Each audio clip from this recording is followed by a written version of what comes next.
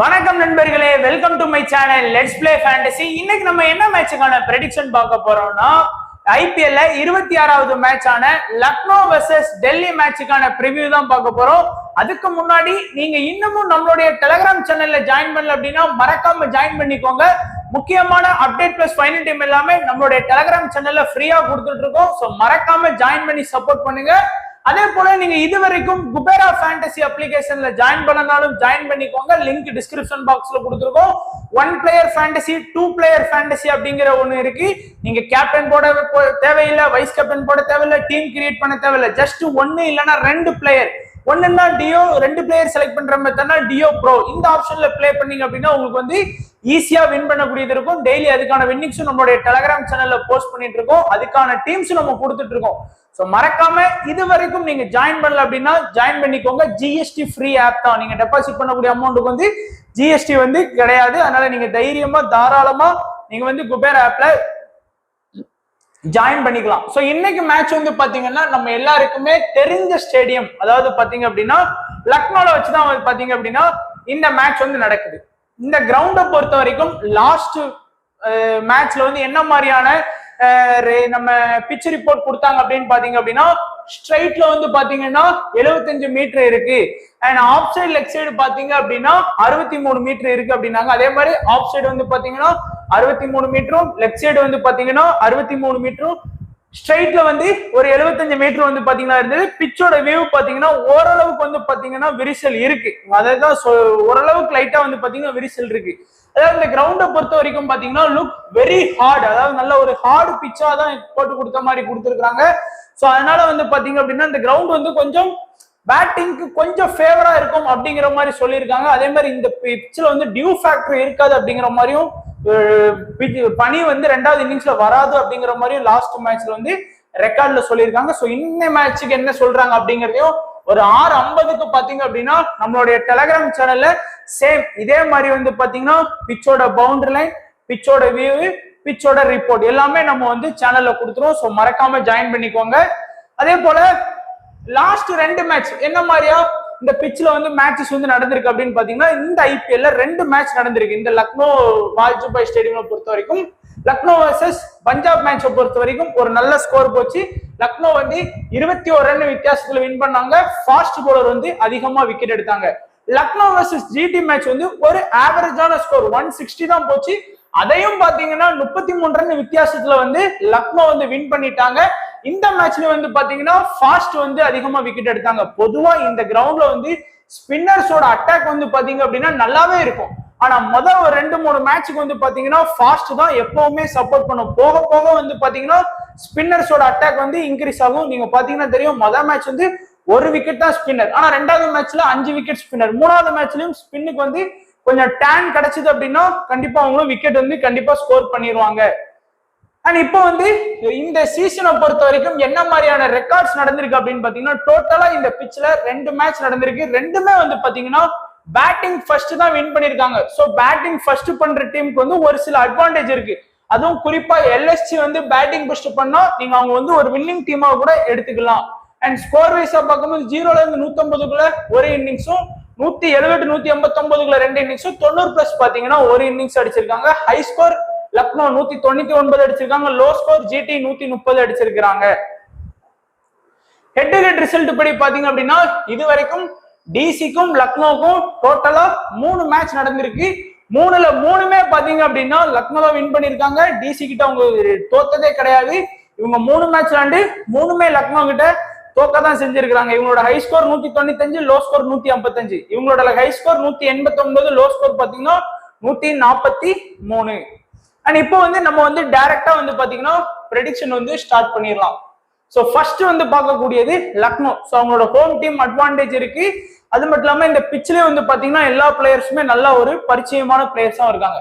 Innings open பண்ணக்கூடியது டிகாக்கும் and KL ராகுல் தான் வந்து பாத்தீங்கன்னா லக்னோல வந்து இன்னிங்ஸ் ஓபன் பண்றாங்க.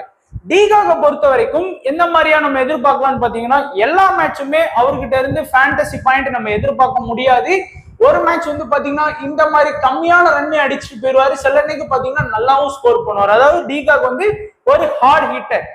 அவருக்கு வந்து அன்னைக்கு டே செட் ஆச்சு அப்படின்னா நல்லா ஸ்கோர், நல்ல ஒரு ஃபேண்டசி பாயிண்ட் வந்து பாத்தீங்க அப்படின்னா மினிமம் ஒரு 50+ வந்து அவர்கிட்ட இருந்து எதிர்பார்த்திடலாம். டே வந்து நல்லா செட் ஆச்சுன்னா. அதேதான் டே வந்து அவருக்கு வந்து ஃபர்ஸ்டே வந்து தூக்கிட்டாங்க அப்படின்னா அவரால் ஒன்றும் பண்ண முடியாது. ஏன்னா அவருக்கு வந்து எக்ஸ்ட்ரா வந்து அட்வான்டேஜ் கிடையாது. இம்பாக்ட் சப்பா வெளியே போயிடுறாரு. ஒரு கேட்ச் பிடிக்கிறதோ ஒரு எதுவுமே இருக்காது.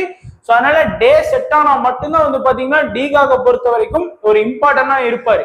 கேஎல் ராகுல் வந்து பாத்தீங்கன்னா அந்த மாதிரி கிடையாது. கேஎல் ராகுல் வந்து டிகாக விட கொஞ்சம் எக்ஸ்ட்ரா அட்வான்டேஜ் இருக்கு. பாருங்க, ஒரு எல்லா மேட்சுமே அட்லீஸ்ட் ஒரு சில ரன் வந்து கான்ட்ரிபியூட் பண்ணி கொடுக்கக்கூடிய ஒரு பிளேயரா தான் கேஎல் ராகுல் இருப்பாரு. பிளஸ் விக்கெட் கீப்பர் ஆப்ஷனும் இருக்கு அவருக்கு. அதுவும் ஒரு அட்வான்டேஜ் தான். ஒரு கேட்சோ ஒரு ஸ்டம்பிட்டோ ஒரு ரன் அவுட்டோ எதுனாலும் அது ஒரு அட்வான்டேஜ். அது மட்டும் இல்லாம கேஎல் ராகுல்கிட்ட இருந்து நம்ம பாத்தீங்கன்னா மினிமம் நல்லா ஆடினாலும் சரி ஆடாட்டாலும் சரி அவர் புவரா பெர்ஃபார்ம் பண்ணா கூட 40ல இருந்து 50 ஃபேண்டசி பாயிண்ட் வந்து அவர்கிட்ட இருந்து நம்ம எக்ஸ்பெக்ட் பண்ணலாம். ஏன்னா தைரியமா ஒரு 30 ரன் அடிச்சா கூட போதும் கேஎல் ராகுல் இந்த பாயிண்ட்டுக்குள்ள ஈஸியா அவர் வந்து நமக்கு வந்து கான்ட்ரிபியூட் பண்ணி கொடுத்துருவாரு. அடுத்த படிகளை பொறுத்த வரைக்கும் இந்த சீசன்ல 1 down ஆடி 4 மேட்சுமே வந்து பாத்தீங்கன்னா ஒரு ஃபார்ம் அவுட்ல தான் இருக்காரு. ஒரு 10+ ரன் கூட இது வரைக்குமே அவர் ஸ்கோர் பண்ணதில்ல. 4 மேட்ச் ஆடியுமே வந்து ஒரு 10 ரன் பிளஸ் கூட ஒரு மேட்ச்ல அதிகமா ஸ்கோர் பண்ணல.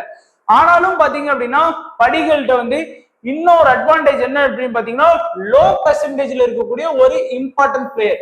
ஒருவேளை இன்னைக்கு மேட்ச்ல நீங்க படிகளை உங்க டீம்ல எடுத்து அவர் வந்து ஒரு 30 to 40 ஃபேண்டசி பாயிண்ட் வாங்கி கொடுத்தாரு அப்படின்னா உங்களுக்கு யூஸ்ஃபுல்லா இருக்கும். என்ன பொறுத்த வரைக்கும் இன்னைக்கு வந்து பாத்தீங்கன்னா படிகள் வந்து 30ல இருந்து ஒரு 40க்குள்ள ஒரு ஃபேண்டசி பாயிண்ட் வந்து வாங்கி கொடுக்கறதுக்கு நிறைய வாய்ப்புகள் வந்து இருக்கு.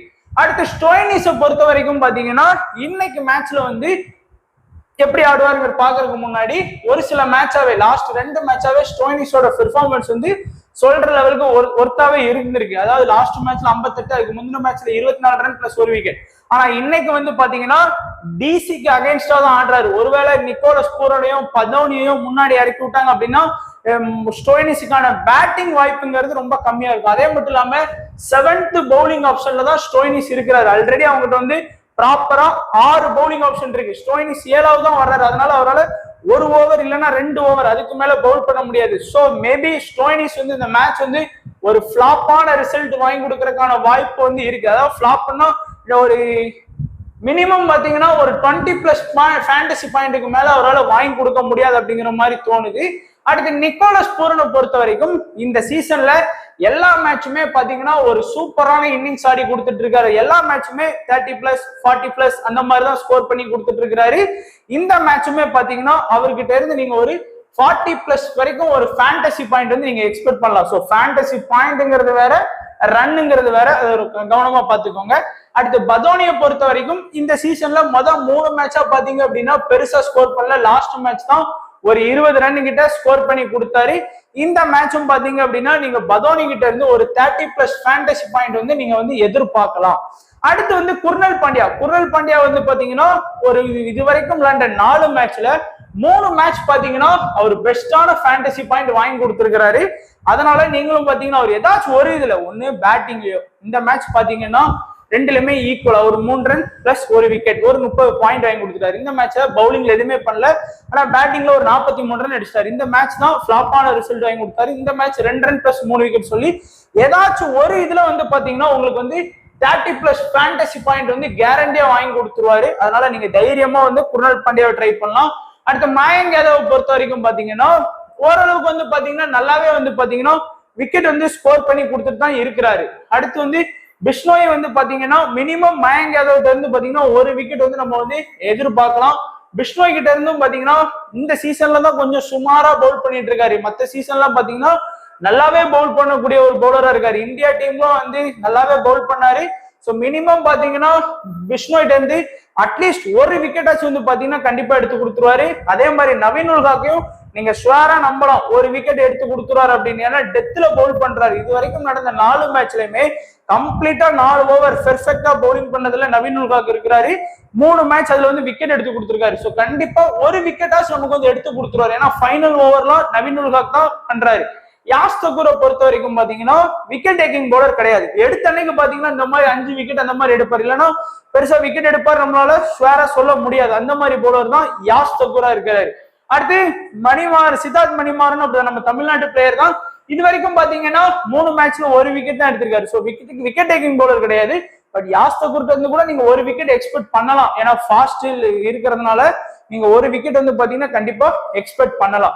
சோ இப்போ நம்மளுடைய ஒரு இம்பார்ட்டன்ட் 7 பிளேயர் யாரு அப்படின்னு பாத்தீங்கன்னா என்ன பொறுத்த வரைக்கும் டிகாக் ஒரு இம்பார்ட்டன்ட் 7ல வந்துருவாரு. ரெண்டாவது பாத்தீங்கன்னா KL ராகுல். மூணாவது பாத்தீங்கன்னா இந்த மேட்சை பொறுத்த வரைக்கும் நீங்க படிகளுக்கு கொஞ்சம் போக்கஸ் பண்ணி பார்க்கலாம். நாலாவது நிக்கோலஸ் பூரன். அஞ்சாவது பாத்தீங்கன்னா மயங்க் யாதவ். ஆறாவது பாத்தீங்கன்னா குர்னல் பாண்டியா. ஏழாவது நவீன் உல்காக். சோ இந்த 7 இம்பார்ட்டன்ஸ் பிளேயருக்குமே நீங்க நல்ல இம்பார்ட்டன்ஸ் கொடுக்க ட்ரை பண்ணிக்கோங்க. அடுத்து பார்த்தோம் அப்படின்னா டெல்லி டீம். சோ டெல்லி டீமை பொறுத்த வரைக்கும் இந்த சீசன்ல அவங்களால பெருசா விளையாட முடியல அப்படிங்கிற மாதிரி தான் ஆடிட்டு இருக்காங்க. ஸோ இன்னிங்ஸ் ஓபன் பண்ணக்கூடியது டேவிட் வார்னரும் பிருத்வி ஷாவும் தான். ஸோ வார்னர் ஒரு 3 மேட்ச் பாத்தீங்கன்னா நல்லாவே ஸ்கோர் பண்ணி கொடுத்துட்டு இருந்தாரு. அடுத்த 3 மேட்சா பாத்தீங்கன்னா பெருசா ஸ்கோர் பண்ணவே இல்லை அப்படின்னு தான் சொல்லணும். கொஞ்சம் டப்புன்னு அவுட் ஆயிடுறாரு. இந்த மேட்சும் பாத்தீங்கன்னா வார்னர் கிட்ட இருந்து நீங்க ஒரு 30+ ஃபேண்டசி பாயிண்ட் எக்ஸ்பெக்ட் பண்ணலாம். ஸோ வேற பாத்தீங்கன்னா நீங்க ஒரு 30+ பாயிண்ட் எக்ஸ்பெக்ட் பண்ணலாம். அதே மாதிரி பாத்தீங்கன்னா பிருத்வி ஷா பாத்தீங்கன்னா லாஸ்ட் மேட்ச் ஒரு 66 ரன் ஸ்கோர் பண்ணாரு. அதுக்கு முந்தின மேட்ச்ல பெருசா ஸ்கோர் பண்ணல. அதுக்கு முந்தின மேட்ச்ல பாத்தீங்கன்னா சிஎஸ்கேக்கு அகைன்ஸ்டா ஒரு 43 ரன் கிட்ட ஸ்கோர் பண்ணாரு. ஸோ என்ன பொறுத்த வரைக்கும் பிருத்வி ஷா மேபி இந்த மேட்ச் ஃபிளாப் ஆறதுக்கான வாய்ப்பு தான் பாத்தீங்கன்னா நிறைய இருக்கு. ஃபிளாப்னா நான் சொல்றது மறுபடியும் சொல்றேன், ஒரு முட்டை பாயிண்ட்ல அவுட் ஆகி போயிடுவான்னு சொல்ல, ஒரு 20 பாயிண்ட்டுக்குள்ள பாத்தீங்கன்னா அவுட் ஆகி போறதுக்கான வாய்ப்பு இருக்கும். அடுத்து மிச்சல் மார்ஸ் உள்ள ஆடுறாரா இல்லையான்னு சொல்லி ஸ்டில் டவுட் தான் நமக்கு ஏன்னா ரிச்சர்ட்சனை கூட லாஸ்ட் மேட்ச் எடுத்துட்டு வந்தாங்க. அண்ட் பண்ட் பாத்தீங்கன்னா ஸ்வேரா பாத்தீங்கன்னா 30+ ஃபேண்டசி பாயிண்ட் நீங்க எதிர்பார்க்கலாம். இது வரைக்கும் விளையாண்ட மேட்ச்ல 4 மேட்ச் பாத்தீங்க அப்படின்னா 30+ பாயிண்ட் நமக்கு எடுத்து கொடுத்துருக்காரு. லாஸ்ட் மேட்ச் மட்டும் தான் சரியில்லை. பிளஸ் நமக்கு விக்கெட் கீப்பர் ஆப்ஷன்ல இருக்கிறாரு. அடுத்து டப்ஸும் பாத்தீங்கன்னா இது வரைக்கும் விளையாண்ட மேட்ச்ல பார்க்கும்போது நல்ல ஒரு ஹை ஸ்கோர் அடிக்கக்கூடிய ஒரு டேலண்டட் பேட்ஸ்மேனா இருக்காரு. ஏற்கனவே சொன்ன மாதிரி SA T20 தான் பாத்தீங்கன்னா நல்ல ஒரு ஃபார்ம்ல ஆடினாரு. ஸோ அதை இங்க அப்படியே அப்ளை பண்றாரு. அபிஷேக் போரல் மாதிரி பிளேயர்ஸ் பாத்தீங்கன்னா அடிச்ச அன்னைக்கு தான் நல்லா ஸ்கோர் பண்ணுவாங்க. ஒரு 41 ஒரு 32 ஸ்கோர் பண்ணுவாங்க. மீதி எல்லா மேட்சுமே பாத்தீங்க அப்படின்னா அவங்களால பெருசா ஸ்கோர் பண்ணி கொடுக்க முடியாத ஒரு இடத்துலதான் இருப்பாங்க. அக்ஷர் பட்டேல் ஏதாச்சும் ஒரு இதுல பாத்தீங்கன்னா ஃபேண்டசி பாயிண்ட் வாங்கி கொடுத்துருவாரு. அட்லீஸ்ட் பாத்தீங்க அப்படின்னா இந்த 5 மேட்ச்ல 4 மேட்ச் பாத்தீங்கன்னா பெஸ்டா பண்ணி கொடுத்துட்டாரு. ஒரே ஒரு மேட்ச் மட்டும் தான் ஃபிளாப்பான ரிசல்ட் வாங்கி கொடுத்தாரு. அதுவும் KKRக்கு அகைன்ஸ்டா. இஷாந்த் சர்மா டீமோட ஸ்டார்டிங்ல பவுல் பண்றாரு. மினிமம் பாத்தீங்கன்னா இது ரொம்ப ரேரா தான் ஒரு 2 மேட்ச் ஆடினாதான் அவரால் ஒரு விக்கெட் எடுத்து கொடுக்க முடியும். அந்த மாதிரிதான் அவரோட ஸ்டாட்ஸ் இருக்கு. அடுத்து நோர்க்கியா பொறுத்த வரைக்கும் விளையாண்ட எல்லா மேட்சுமே எக்ஸ்பெக்ட் பண்ணலாம் விக்கெட்டுக்கு. ஏன்னா டெத் ஓவர்ஸ்ல பவுல் பண்றாரு. ஆனா ஒரு பாலை வச்சு செய்யறாங்க, அடி பயங்கரமா அடிக்கிறாங்க. பட் நமக்கு தேவை விக்கெட் தான். ஸோ அந்த வகையில பாத்தீங்கன்னா 4 மேட்ச் ஆடி 3 மேட்ச் விக்கெட் எடுத்து கொடுத்துட்டாரு. குல்தீப் யாதவ் பாத்தீங்கன்னா இந்த மேட்ச் உள்ள வர்றதா சொல்லியிருக்காங்க. விளையாண்ட 2 மேட்சுமே விக்கெட் எடுத்திருக்கிறாரு. ஸோ குல்தீப் யாதவ் மேட்ச் வந்தாருன்னா மினிமம் ஒரு விக்கெட் அவர்கிட்ட இருந்து நம்ம எக்ஸ்பெக்ட் பண்ணலாம். அதே மாதிரி கலீல் அகமடும் விளையாண்ட எல்லா மேட்சுமே பாத்தீங்கன்னா விக்கெட் எடுத்து கொடுத்திருக்காரு. அவர்கிட்ட இருந்தும் ஒரு விக்கெட்ல இருந்து 2 விக்கெட் வரைக்குமே நீங்க எதிர்பார்க்கலாம். ஸ்டார்டிங்லாம் ஒரு பால் நல்லா ஸ்விங் ஆச்சுன்னா 2 விக்கெட் வரைக்குமே எதிர்பார்க்கலாம்.